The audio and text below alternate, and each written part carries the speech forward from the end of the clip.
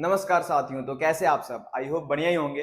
तो आज मैं आपके लिए लेकर आ चुका हूं क्लास 10th का बहुत ही महत्वपूर्ण क्वेश्चन। चैप्टर फर्स्ट का ये क्वेश्चन है जिसमें हम लोग को अंडर रूट वाले नंबर को इरेशनल प्रूफ करना रहेगा। तो ऐसे नंबर को इरेशनल प्रूफ कैसे किया जाता है ये सीखने के लिए मैं आपको साइड में कुछ जानकारी बताऊंगा इधर, वो आपके लिए जानना बहुत ज्यादा जरूरी है। अगर मैं डायरेक्ट सॉल्व करता हूं तो आप अपने कॉपी में लिख भी लेंगे, आपका कॉपी कंप्लीट हो जाएगा, लेकिन आप सीख नहीं पाएंगे। अगर इसके जैसे अंडर रूट 2 के जैसे अंडर रूट 3, अंडर रूट 5, 6, 7 आ जाए, उसको कैसे सॉल्व करना है, ये सभी क्वेश्चन को आप कैसे सॉल्व कर पाएंगे, उसके लिए मैं यहाँ कुछ बता रहा हूँ। इसको आप ध्यान से देखिए और सीखिए, फिर हम ये सॉल्व करना शुरू करेंगे। सबसे पहले कि रेशनल नंबर होता है क्या है सर? तो रेशनल नंबर ऐसे नंबर्स होते हैं जिसे हम P अपन Q के रूप में लिखते हैं। जैसे P अपन Q यानी 4 अपन में 2 लिखा तो ये क्या हो जाएगा? एक रेशनल नंबर हो जाएगा। आ रहा है समझ? इसके अलावा और हमको क्या जानना है? को प्राइम नंबर क्या होते हैं? को प्राइम नंबर क्या होते हैं सर? को प्राइम नंबर का मतलब, को प्राइम नंबर ऐसे दो नंबर होते हैं। को प्राइम नंबर हमेशा दो नंबर होंगे। को प्राइम नंबर ऐसे दो नंबर होते हैं जिनका सिर्फ एक ही कॉमन फैक्टर हो और वो 1 हो। मतलब अगर कोई दो नंबर है तो सिर्फ 1 के टेबल में आए, 1 के अलावा किसी और नंबर के टेबल में वो ना आए। जैसे अगर मैं यहां पे लिखता हूं 2 और 3, तो 2 और 3 किसी कॉमन नंबर के टेबल में नहीं आता है। मतलब सिर्फ ये एक के ही टेबल में आएगा और किसी नंबर के टेबल में नहीं आएगा। लेकिन अगर मैं यहाँ पे 6 और 4 लिखता हूं तो 6 और 4 को प्राइम नहीं है। क्यों नहीं है? क्योंकि ये एक के टेबल में 6 भी आएगा, 1 के टेबल में 4 भी आएगा, लेकिन ये दोनों 2 के भी टेबल में आएंगे। 2 के टेबल में 3 बार में 6 आ जाएगा, 2 बार में 4 आ जाएगा। तो एक के अलावा, 1 के अलावा भी इसके पास एक और कॉमन फैक्टर है 2, तो मतलब ये कॉमन फैक्टर को प्राइम नंबर नहीं होगा। को प्राइम हम तभी कहेंगे जिसका सिर्फ एक ही कॉमन फैक्टर हो और वो क्या हो? एक हो। यानी ये जो नंबर्स हैं वो सिर्फ 1 से डिवाइड हो और किसी नंबर से डिवाइड न हो, तभी हम उसे क्या कहेंगे? को प्राइम नंबर। दो बातें समझ में आ गई? P अपन Q मतलब रेशनल, और को प्राइम माने जिसका सिर्फ एक ही कॉमन फैक्टर हो और वो सिर्फ क्या हो? 1 हो।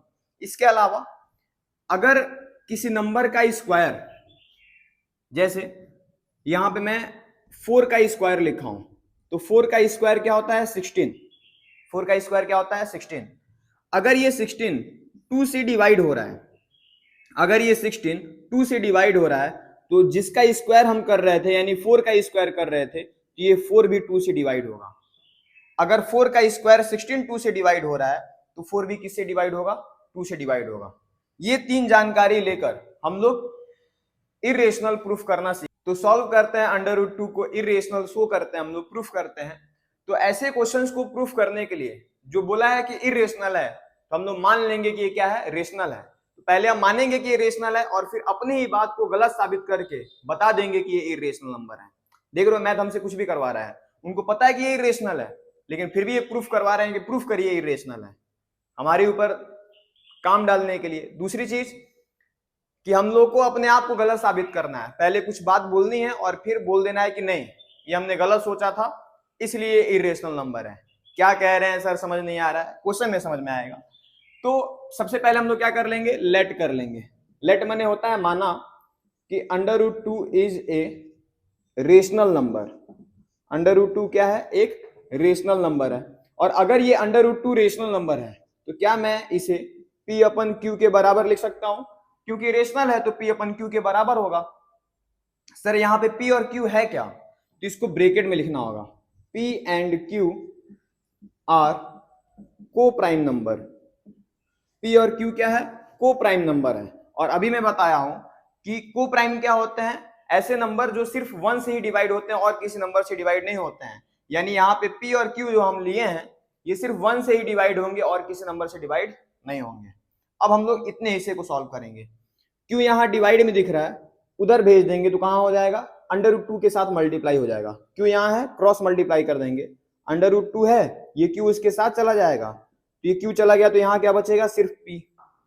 तो ये हो जाएगा ऐसा। अब हम लोग क्या करेंगे? स्क्वायर कर देंगे दोनों तरफ। क्या कर देंगे? इधर भी ऐसे ब्रैकेट लगा के स्क्वायर और इधर भी ब्रैकेट लगा के स्क्वायर, और ले देंगे squaring on both side. Squaring on both side. Squaring on both side. अब जैसे ही स्क्वायर करेंगे हमको पता होना चाहिए कि किसी भी रूट वाले नंबर का जब हम स्क्वायर करते हैं तो नंबर रूट से बाहर निकल जाता है और ये सिर्फ हो जाएगा 2। अंडर रूट 2 का स्क्वायर करेंगे तो क्या आ जाएगा? 2। और q का स्क्वायर करेंगे तो क्या हो जाएगा, q square is equal to p का स्क्वायर करने पे क्या होगा, p स्क्वायर। ठीक है, अब 2 यहाँ q के साथ मल्टीप्लाई में इसको दूसरे तरफ भेजेंगे तो डिवाइड में चला जाएगा, और q square is equal to p square अपन में 2। और हम यहाँ पे क्या देख रहे हैं कि जो p स्क्वायर है ये 2 से क्या हो रहा है, डिवाइड हो रहा है। तो p स्क्वायर डिवाइड हो रहा है तो p भी डिवाइड होगा। जैसे 4 का स्क्वायर 4 का स्क्वायर 16 डिवाइड हो रहा था तो 4 भी डिवाइड हो रहा था। इसी तरीके से p स्क्वायर डिवाइड होगा तो p भी 2 से डिवाइड होगा। समझ में आ रहा है। और अभी हम लोग क्या बोल रहे हैं कि p एक को प्राइम है, मतलब 1 के अलावा किसी और से डिवाइड नहीं होगा, लेकिन यहाँ पे ये 2 से डिवाइड हो रहा है। अब हमारी बात धीरे धीरे गलत साबित हो रही है। यहां पे हमको लिखना होगा p square is divisible by 2 then p is also divisible by 2। इसका मतलब कि अगर p स्क्वायर डिवाइड हो रहा है तो p भी 2 से डिवाइड होगा। ऊपर वाले को हम लोग बोल देंगे इक्वेशन फर्स्ट। अब हमको क्या करना है, इक्वेशन फर्स्ट में जो भी इधर किनारे दिया रहेगा, अकेले p दिया है ना, मतलब जिसके साथ नंबर नहीं रहेगा, उसको हम लोग फिर एक बार लेट करेंगे। यहां पे लिखेंगे let p is equal to 2c। ये क्यों माने हैं सर, याद ये रखना है कि अगर यहाँ पे अंडर रूट 3 दिया रहता, यहाँ पे 3 रहता तो 3c लिखते, 5 रहता तो 5c लिखते, 6 रहता तो 6c लिखते, मतलब जो नंबर रहेगा वही c लिखना है। अब इस p के वैल्यू को इक्वेशन फर्स्ट में पुट कर देना है। लिखेंगे putting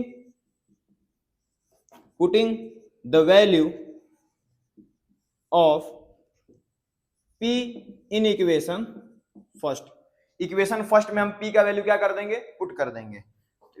फर्स्ट क्या है, 2q square is equal to p की जगह पे क्या लिखना है, 2c, यहां लिख देंगे 2c और स्क्वायर, 2c का स्क्वायर। अब मैं इसको इधर सॉल्व कर रहा हूं, वहां पे 2q दिया है, 2q square is equal to, अगर मैं यहाँ 2 का स्क्वायर करता हूं तो 4 हो जाएगा, 2 का स्क्वायर कितना होगा 4, c का स्क्वायर कितना हो जाएगा c स्क्वायर। अब देखो 2 यहाँ मल्टीप्लाई में है, इधर नीचे जाएगा तो 4 को डिवाइड करेगा, और 2 से 4 कटेगा कितना बार में, 2 बार में, तो मैं यही डायरेक्ट काट दूं, 2 2 जा 4, ये 2 यहाँ नीचे जाएगा और 2 से 4 कटेगा 2 बार में, तो यहाँ पे 2 हो जाएगा, तो q square is equal to 2c square. ठीक, अब 2 यहाँ मल्टीप्लाई में इधर जाएगा तो डिवाइड में, तो q स्क्वायर अपन में 2 is equal to c square हो जाएगा। यहाँ पे q स्क्वायर अपन में 2 is equal to c square हो गया। और यहाँ पे अगर q स्क्वायर 2 से डिवाइड हो रहा है, मतलब q भी 2 से डिवाइड होगा, तो हम इधर क्या लिखेंगे किनारे, q स्क्वायर इज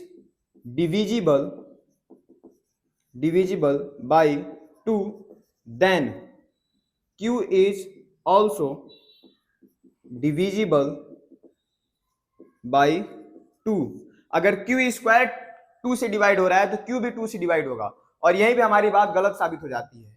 जबकि p और q एक को प्राइम नंबर था, p और q एक को प्राइम नंबर था, इसके पास एक के अलावा भी अदर फैक्टर हैं, और ये गलत क्यों हो पाया है, क्योंकि हमने शुरुआत में ही गलत मान लिया था।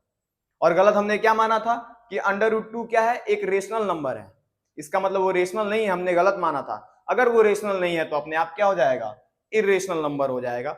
That's why under root 2 is irrational number. आ रहा है समझ में। अब मैं अभी जितना बोला हूं यही सब लिखना होगा।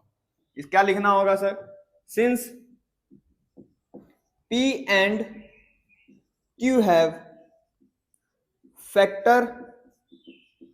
factors other than 1, एक के अलावा भी इसके पास फैक्टर है, ये गलती क्यों हुई है, this contradiction is arisen due to our wrong assumption